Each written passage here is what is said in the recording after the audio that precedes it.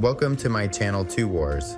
In this video, I will explain why Friedrich Paulus, along with his encircled army, decided to surrender and why the Germans did not rescue their soldiers in the encirclement. A real massacre unfolded at Stalingrad, which became the beginning of the end for the Third Reich. As a result of the Battle of Stalingrad, Germany lost up to 1.5 million people according to various estimates. Many of you, dear viewers, have seen the memoirs of German and Soviet generals and know about the attempts to rescue the 6th German Army. Of course, all of them ended in failure. But what was the cause of this? Bad weather? Stubborn Hitler? Or could it be Paulus's passive stance? I have another, more intriguing version. Let me say right away that this is one of the versions that personally seems quite convincing to me. I do not claim to have the only truth on this matter, and this is just my subjective opinion. To begin with, it is worth mentioning why the 6th German Army and its commander surrendered. Few people know, but Friedrich Paulus was promoted to Field Marshal while already encircled. Historians believe that Hitler did this to prevent the general from being captured. Throughout the history of the Wehrmacht, no Field Marshal had ever surrendered to the enemy. It is likely that the Führer hoped that the commander of the 6th Army would act like a true officer and shoot himself.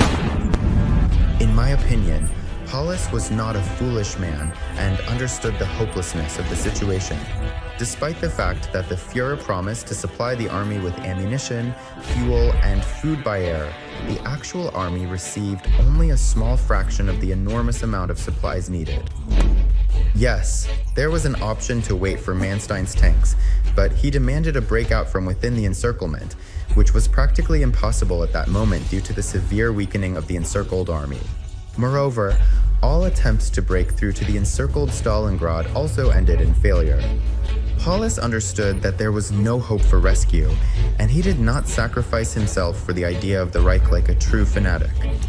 The headquarters of the 6th Army, where the Field Marshal was located, was in the basement of a department store.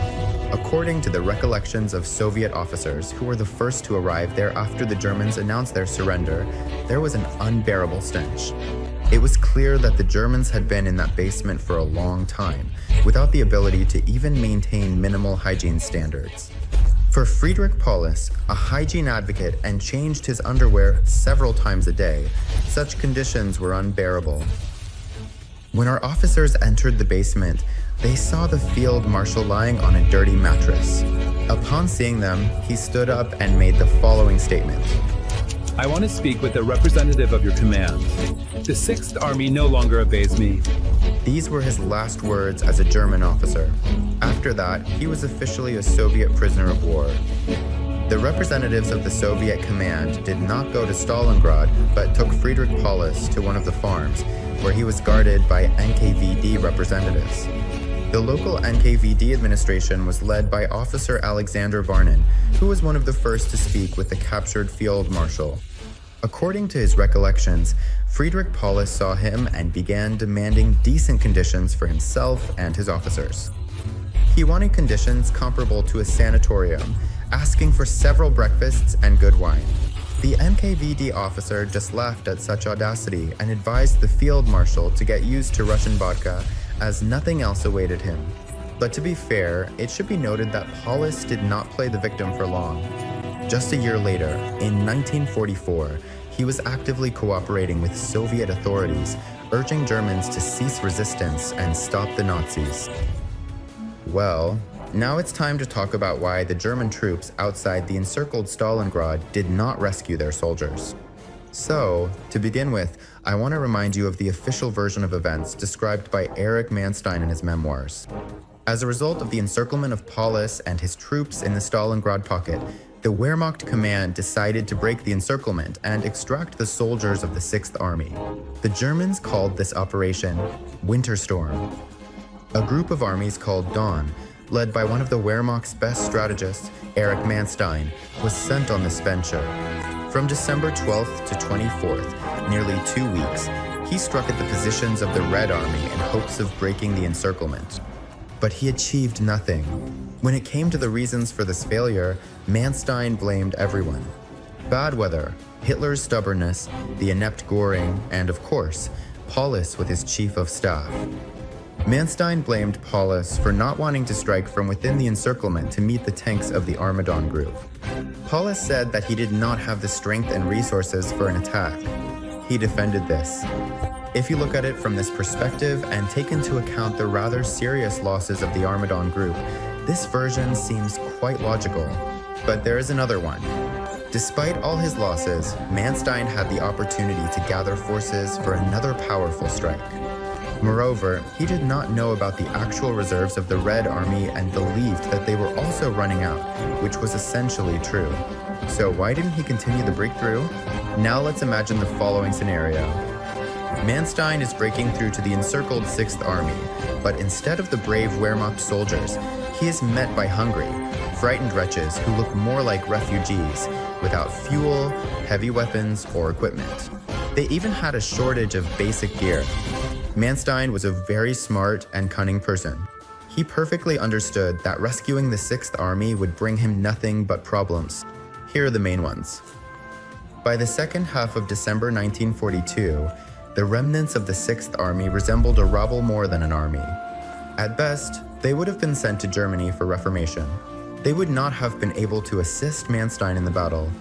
Their appearance and stories would have clearly demoralized the soldiers of Army Group Dawn. Goth's tanks suffered heavy losses. Manstein had many tanks knocked out. A final push would have exhausted his reserves, and it is uncertain if he would have even been able to hold the front. While the 6th Army was in the pocket, the forces of the Don, Southwestern, and Stalingrad fronts of the Red Army were occupied with Friedrich Paulus. If they had been rescued, the full might of the Soviet army in that sector would have fallen upon Manstein and his battered units. There was also the danger of a double encirclement. The fact is that the Wehrmacht did not have good reserves in the sector, only hastily transferred forces to rescue the 6th Army. However, the Red Army had the strength, and Soviet soldiers could strike the flanks of the stretched German army. This was the case in the Orden operation, where they could encircle the rescuers themselves. Hitler's anger. If a failure to break through the encirclement, one could still argue, but in the case of a complete failure after the winter storm, there were none. Of course, if you look at the situation from the perspective of army brotherhood and comrades in arms, then acting this way would simply be immoral. But Manstein prioritized dry calculations above everything else, or believed that a hungry and frightened rabble would be of no use to Germany. It is noteworthy that the encirclement and destruction of the 6th Army at Stalingrad was the only occasion during the entire war that prompted the declaration of mourning in Germany. They hesitated for a long time to tell Hitler what had happened on the Eastern Front. Naturally, the Führer was furious. As for Paulus himself, he was buried. They had a grand funeral for him, burying an empty coffin in the ground. At first, the Wehrmacht leadership believed the Field Marshal perished in the Soviet encirclement. And after the end of the war, during the Nuremberg trials, he testified as a witness on the side of the USSR. That is why he avoided punishment and died in his bed. And what do you think? Why didn't the Germans rescue their soldiers in Stalingrad? Share your opinion in the comments, like the video, and subscribe to my channel. All of this will greatly help its promotion.